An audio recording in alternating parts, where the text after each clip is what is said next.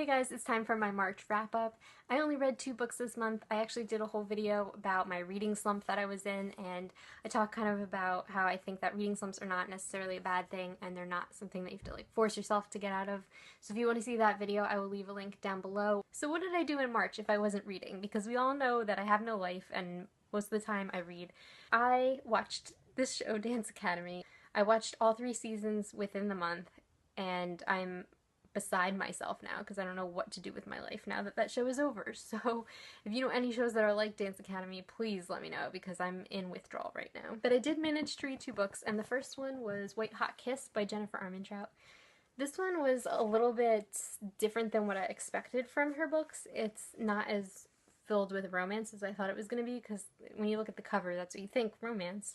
But I kind of liked that it wasn't focused solely on that. It had this really cool world with gargoyles and these protector people as they work together to get rid of the bad gargoyles. It was just really interesting, really unique take on paranormal, and I suggest you go read it. I'm gonna give it 4 out of 5 stars though.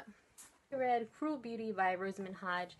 This was the March Pick It For Me book. This is the one that you guys voted on, and this one got the most votes. So thank you for voting, everyone, because this actually made me read, because I was like, I have to read the book that they picked for me or they're not going to vote next week or next month. Cruel Beauty was interesting. I will leave a link down below, like I said, for the video review if I did one already.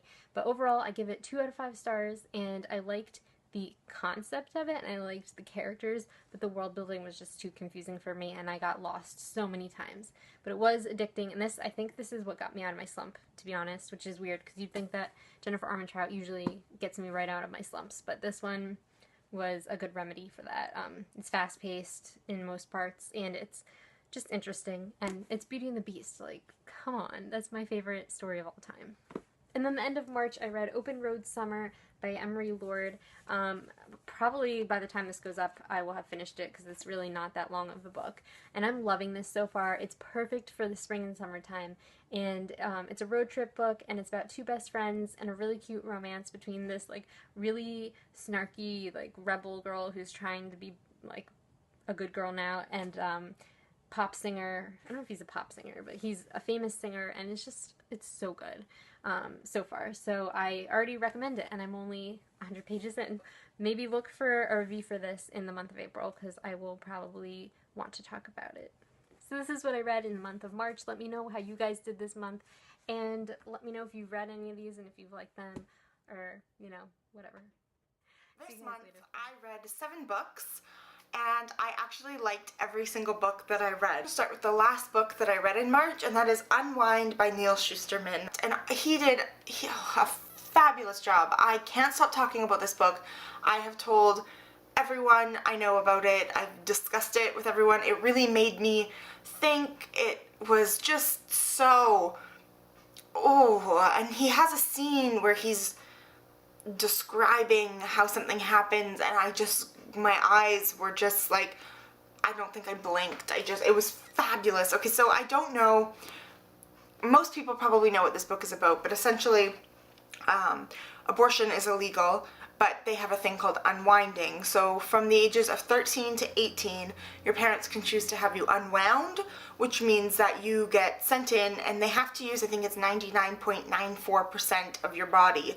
So basically, you're an organ donor, but you're alive as you're donating your organs, and they take them all at one time, and they don't consider this killing you. They say that you're still living, but instead of being in a single state, you're living in a divided state, is what they call it. I gave this book 4 to 5 stars. It would have been higher, but I don't know how to explain it. I didn't feel super connected to the characters. I felt really connected to the concept and the idea and what they were talking about, but I didn't feel like if the main characters died, I would be devastated. I felt more just this is really interesting.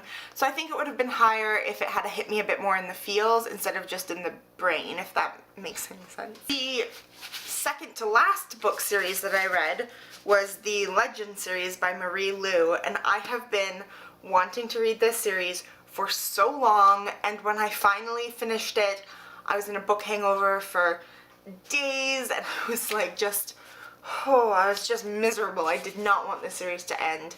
This is another one where the concept of it really, really interested me. I am so in love with Day, and I love that it's told from Day and June's perspectives. I just think that, oh, it's so good. I was disappointed in the end of Champion, but only because it ended. The ending was perfect. I sobbed, I was so sad, and then at the very end I was sobbing with joy, and it's exactly what I wanted in a series.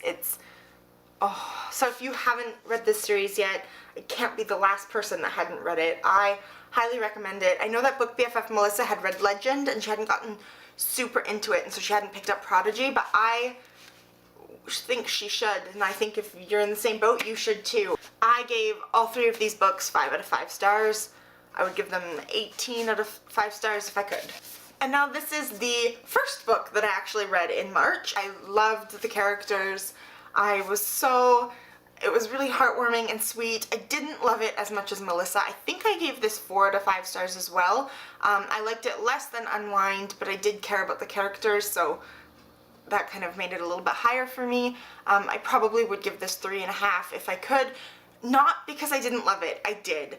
And I love Rainbow Rowell. I love her writing. I think she's really contemporary. I just found I didn't really care about her fan fiction. And so all of the fan fiction in it, I was just skipping right past her. I really was more interested in the story of Kath and her sister and Levi and her roommate. So I would have liked less of the fan fiction, more of the story. After I finished Fangirl, I picked up Throne of Glass by Sarah J. Maas. I don't know why, but I didn't expect to love this. This is possibly my favorite series that I have ever started, with the exception of course, Harry Potter. But this book series is one of the best things that I've ever read. It totally inspired me. It gave me so many ideas of things that I want to do. The writing style was brilliant. The characters were brilliant. It had everything that I need in a book and more. I was just so happy that I finally read this.